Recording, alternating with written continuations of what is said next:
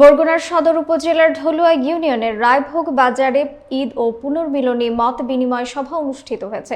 গত শুক্রবার বিকাল 4টায় এই সভার আয়োজন করেন স্থানীয় বিএনপি নেতারা। বিস্তারিত থাকছে জয়নুল আবেদিন রাজুর তথ্যচিত্রে। সভায় প্রধান অতিথি ছিলেন বিএনপির কেন্দ্রীয় নির্বাহী কমিটির সদস্য ও বরগুনা জেলা বিএনপির সাবেক সভাপতি, ঢলুয়া ইউনিয়নের সাবেক চেয়ারম্যান জননেতা নজরুল ইসলাম মোল্লা। সভাপতিত্ব করেন আমিনুল হক। বক্তব্য রাখেন বরগুনা জেলা যুব দলের সভাপতি জাহিদ হোসেন মোল্লা সহ অন্যান্য নেতৃবৃন্দ। বক্তারা বলেন, আগামী 12তম জাতীয় সংসদ নির্বাচনে বরগুনা 1 থেকে নজরুল ইসলাম মোল্লাকে মনোনয়ন দিতে হবে। প্রয়োজনে জীবন বাজি রেখেও তা নিশ্চিত করা হবে বলেও জানান তারা। নজরুল ইসলাম মোল্লা তার বক্তব্যে বলেন, আমি সাধারণ মানুষের কথা চিন্তা করে রাজনীতি করি।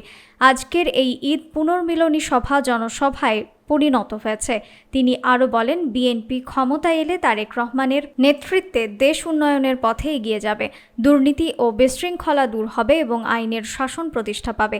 সভায় বিএনপি ও অঙ্গ সহযোগী সংগঠনের নেতৃবৃন্দ উপস্থিত ছিলেন। আজকে সারা দেশে একটা শান্তিপূর্ণ একটা আবহাওয়া তৈরি হয়েছে, একটা গণতান্ত্রিক পরিবেশ তৈরি হয়েছে। এখানে আমি মনে করি আমি ঢলুয়া ইউনিয়নে নির্বাচনের তফসিল ঘোষণা করবে, তখনই আমার ইউনিয়নের মানুষ সারা নির্বাচনী এলাকায় আমতলী, তালতলী, বরগুনা সদর সমস্ত জায়গায়